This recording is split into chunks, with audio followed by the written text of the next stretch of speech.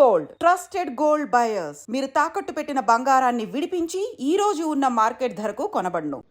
కృష్ణంరాజు గారి సినిమాలన్నింటిలో ఒక iconic film అన్నమాట. బట్ అది డివోషనల్ ఆస్పెక్ట్ లో వచ్చింది. బట్ ఒక ఆయన అన్నారనమాట, ఇది డివోషనల్ గా చూడకూడదు, హిస్టారికల్ ఆస్పెక్ట్ లో చూడాలని చెప్పి చాలా బలంగా చెప్పారు. అండ్ ప్రపంచానికి తిన్నడిని పరిచయం చేయడానికి సిద్ధంగా ఉన్నారనమాట. ఆయనే మన హీరో మంచు విష్ణు గారు. మాట్లాడారు. High sir. Hi. So first of all film journey ఎలా ఉందని అడుగుతారు అందరూ. బట్ ఇది ఒక డివైన్ జర్నీ, ఒక స్పిరిచువల్ జర్నీలో సాగుతుంది కాబట్టి ఎలా అనిపించింది ఈ జర్నీ? వ్యక్తిగా నేను ఈ కన్నప్ప చేసేటప్పుడు నాకు మార్పు నేనే చూసుకున్నాను. అండ్ ప్లస్ ఈ 12 జ్యోతిర్లింగాలు తిరిగే యాత్ర మొదలెట్టా. ఇప్పటికి 5 అయ్యాయి. నెగటివిటీ పోయింది నాకు. పక్క వాళ్ళపైన నెగటివిటీ కానీ, అంటే ఫోర్స్డ్ నెగటివిటీగా, అంటే చెడు ఆలోచించాలన్నా కూడా కర్మ వాళ్ళే పోతారు, మనకెందుకు, అంతా శివుడు చూసుకుంటాడు అన్న మైండ్ సెట్లో ఉన్నా నేను. సో వ్యక్తిగా ప్రాబబ్లీ అప్పుడున్న విష్ణు వేరే, ఈ కన్నప్ప విష్ణు వేరే. సో యాక్చువల్లీ ఇది హిస్టారికల్ ఆస్పెక్ట్ లో చూపిస్తున్నారు ఇప్పుడు మీరైతే. అంటే కొంచెం కమర్షియల్ గా కనిపిస్తుంది, కమర్షియల్ సినిమా లాగా. అంటే ఇప్పుడు జనరేషన్ కి బాగా అర్థం అవ్వాలని చెప్పి ఆ కైండ్ ఆఫ్ డిజైన్ ఉందా? ఇప్పుడు అన్ఫార్చునేట్ గా ఏంటంటే ఓన్లీ మన తెలుగు కొంతమంది, అందరూ తెలుగు కొంతమంది సోషల్ మీడియాలో ఇది కమర్షియలా, ఇది డివోషన్ అని అడుగుతారే. ఒరిజినల్ భక్త కన్నప్ప ఎంతమంది చూశారు? దాంట్లో అది కరెక్ట్ గా గుర్తుపెట్టుకుంటే పౌరాణికం ఎంతవరకు ఉంది దాంట్లో.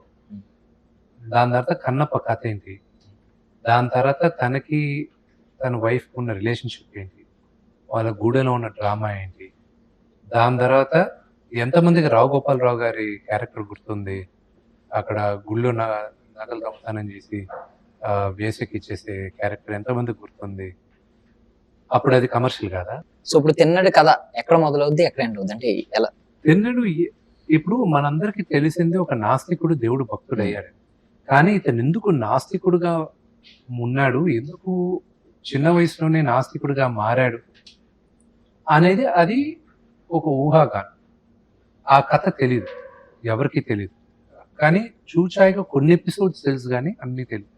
ఈ సినిమాలో మాత్రం, మన ఈ కన్నప్పలో మాత్రం దూర్జటి గారు రాసిన కావ్యం ప్రకారం నాదనాథుడు, కన్నప్ప వాళ్ళ నాన్న, తిన్నడు వాళ్ళ నాన్న, తిన్నడు, కన్నప్ప పేరు తిన్నడు, ఆ తిన్నడు అనే పేరు, ఇవన్నీ మనం హిస్టారికల్ రెఫరెన్సెస్ తోనే తీసుకుంటాం. సో బడ్జెట్ అయితే 100 to 150 అని అనుకున్నారు స్టార్టింగ్, బట్ ఇప్పుడు 200 క్రాస్ అయిందని చెప్పి మేము వింటున్నాం అనమాట.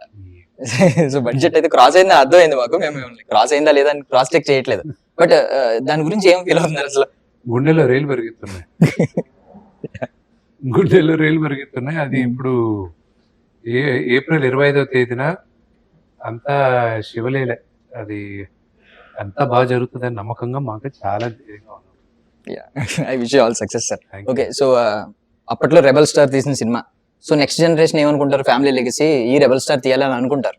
బట్ ప్రభాస్ గారు మీ సినిమాలో క్యామియో యాక్ట్ చేయడం అనేది ఎలా ఉందంటే, మీ ఇద్దరం బ్రదర్స్ లాంటి వాళ్ళు, నేను తీస్తే ఏంటి, నా బ్రదర్ తీస్తే ఏంటి అన్నట్టు ఆ కైండ్ ఆఫ్ సిగ్నిఫికెన్స్ ఇస్తుంది. మీ రిలేషన్ అసలు ఒరిజినల్ గా ఎలా ఉంటుంది?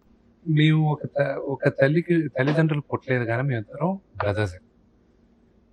That's my take on the relationship with Prabhas is that he is my brother. చూడండి, ఈ రోజుల్లోనే తోడబుట్టిన వాళ్ళే ఎదురు తిరిగేటప్పుడు, తోడబుట్టిన వాళ్ళే తన భేదం అది చూసుకోకుండా ఇష్టం వచ్చినట్లు మాట్లాడే రోజుల్లో ఇన్ జనరల్ చెప్తాను, కేవలం నాన్నగారి పైన ఉన్న గౌరవంతో, ప్రేమతో ఆయన ఈ పాత్ర చేశారు. సో నేను ఎవరికైనా మా తల్లిదండ్రులకైనా నేను ఎవరికి రుణపడలేదు.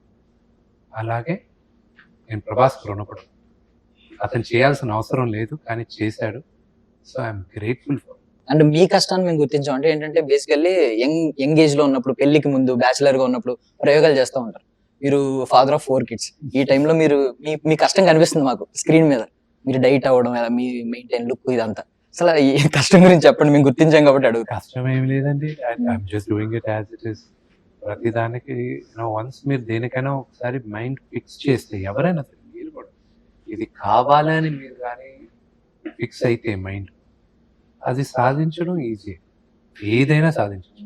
But you have to fix your mind and your goal, and దానికి డిసిప్లిన్. సో ఫైనల్లీ సార్, ఓటీటీకి ఇంకా అవ్వలేదని విన్నాం. అంటే సినిమా మీద మీకు కాన్ఫిడెన్స్ ఎక్కువ ఉండి, రిలీజ్ తర్వాత అయితే ఇంకా బాగుంటుంది అనే ఆలోచన ఏమన్నా ఉందా? అలాగే లేదా? లేదు. బిజినెస్ ఇప్పుడు దీనికి ముందు బిజినెస్ జరిగేది వేరే విధంగా జరిగేది. ఇప్పుడు ఈ సినిమాతో ఇంత బడ్జెట్స్ తో బిజినెస్ నేర్చుకుంటున్నాను. ఉమ్. ఇప్పుడు బిజినెస్ అంతా ఏదో ఒక ఎక్స్టర్నల్ కంపెనీకి ఇచ్చాం, వాళ్ళు చూసుకుంటున్నారు అంతా అన్ని సేల్స్, దాన్ని సేల్స్ కంపెనీ అంటారు. ఉమ్. ఆ సేల్స్ కంపెనీ చూసుకుంటుంది ఆల్ సేల్స్. సో వాళ్ళన్నీ అమ్మి పెడుతున్నారు. So final I wish you all success sir. Thank you so much for your value.